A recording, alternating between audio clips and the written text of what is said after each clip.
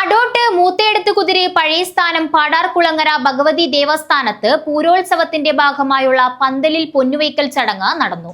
ഇനിയുള്ള നാളുകളിൽ പൂരക്കളി സീലുകൾ കൊണ്ട് ദേവസ്ഥാനം മുഖരിതമാകും. അടോട്ട് മൂത്തേടത്തുകുതിര് പഴയ സ്ഥാനം പാടാർകുളങ്ങര ഭഗവതി ദേവസ്ഥാനത്ത് പൂരോത്സവത്തിന്റെ ഭാഗമായുള്ള പന്തലിൽ പൊന്നുവയ്ക്കൽ ചടങ്ങ് നടന്നു. ക്ഷേത്രത്തിൽ നടക്കുന്ന പൂരക്കളിയുടെ ഭാഗമായാണ് ചടങ്ങ് നടന്നത്. ക്ഷേത്രസ്ഥാനികരുടെ സാന്നിധ്യത്തിൽ ഭാസ്കരൻ അന്തിതിരിയനാണ് പൊന്നുവയ്ക്കൽ ചടങ്ങ് നിർവഹിച്ചത്. തുടർന്ന് പൂരക്കളി പണിക്കർ രാജേഷ് പണിക്കർ അണ്ടോൾ ചടങ്ങിന്റെ ലക്ഷണം ചൊല്ലുകയും കാര്യങ്ങൾ വിശദീകരിക്കുകയും ചെയ്തു.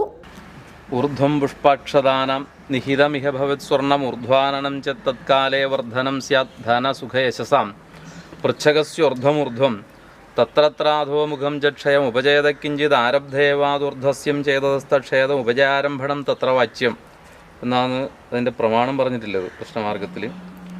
അപ്പോൾ ഊർധ്വം പുഷ്പാക്ഷദാനം, പുഷ്പ അക്ഷതങ്ങളുടെ, പുഷ്പം എന്ന് പറഞ്ഞു കഴിഞ്ഞാൽ തുമ്പപ്പൂവ്, അക്ഷതം എന്ന് പറഞ്ഞാൽ നെല്ലും അരിയലും കൂടിയതിനെ അക്ഷതം എന്ന് പറയൽ. അതിൻ്റെ മുകളിൽ ഉണ്ടെങ്കിൽ ഇപ്പം മുകളിലായിട്ട് തന്നെയാണ് ഇപ്പോൾ ഇട്ടത്, എന്നാലും പൂവിൻ്റെ അടിയിലായിട്ട് മാറിയിട്ടുണ്ട് അരിയുടെ മുകളിലാണെങ്കിലും.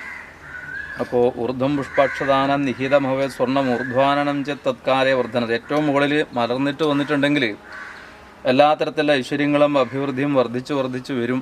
എല്ലാ തരത്തിലെ ഗുണങ്ങളും ഭാവി പൂരോത്സവത്തിൻ്റെ മുന്നോടിയായിട്ടാണ്, പൂരോത്സവം എങ്ങനെയാണ്, അതിൻ്റെ ലക്ഷണം എങ്ങനെയാണെന്ന് നോക്കാൻ വേണ്ടിയിട്ടാണ് പന്തലിൽ പൊന്നുവയ്ക്കൽ എന്നുള്ളൊരു ഏർപ്പാട് നടത്തുന്നത്.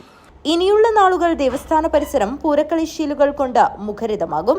ക്ഷേത്രസ്ഥാനികർ, കൂട്ടായിക്കാർ, ബാല്യക്കാർ, ഭരണസമിതി അംഗങ്ങൾ, മറ്റ് ഭക്തജനങ്ങൾ എന്നിവർ ചടങ്ങിൽ സംബന്ധിച്ചു. News bureau, Kanhangad.